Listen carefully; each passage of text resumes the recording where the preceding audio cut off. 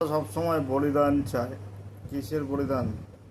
তোমার আরাম, তোমার যা যা করতে ভালো লাগে সেগুলোর বলিদান। ধরো তুমি যদি আজকে ইউপিএসসি, তাহলে তোমার বন্ধুদের সঙ্গে আড্ডা মারা, ঘুরে বেড়ানো, তারপরে যত্রতত্র যেখানে সেখানে চলে যাওয়া, অন্যের কাছে অ্যাভেলেবেল হয়ে যাওয়া, এগুলো ত্যাগ করতে হবে এবং নিজেকে পড়াশুনোর প্রতি মনোযোগী করতে হবে।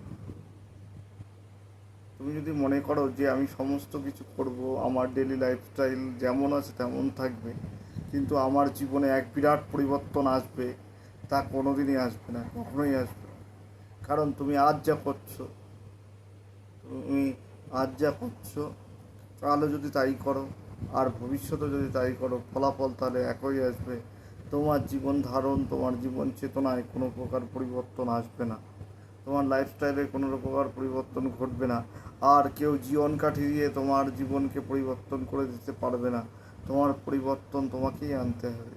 কারণ পরিবর্তন একটাই জিনিস চাই, পরিবর্তনের ক্ষুধা শুধু একটি জিনিসের উপরই নিবন্ধ, সেটি হচ্ছে শুধু এবং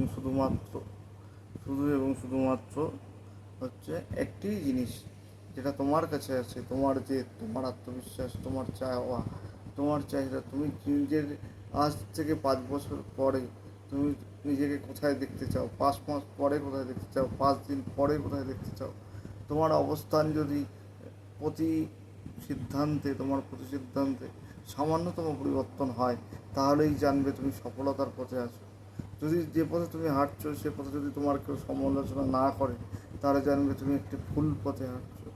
আর ভুল পথে হাঁটা মানুষ কখনো ঠিক গন্তব্যে পৌঁছয় না। তখন লক্ষ্যবিহীন নৌকো কখনোই হচ্ছে ঠিক গন্তব্যে পৌঁছবে না। মানুষের জীবনটা লক্ষ্য নিয়ে চলবার জন্য। তোমার যদি জীবনে লক্ষ্য না থাকে, তাহলে তুমি কোনোদিনই সঠিক সিদ্ধান্তে সঠিক জায়গায় পৌঁছতে পারবে না।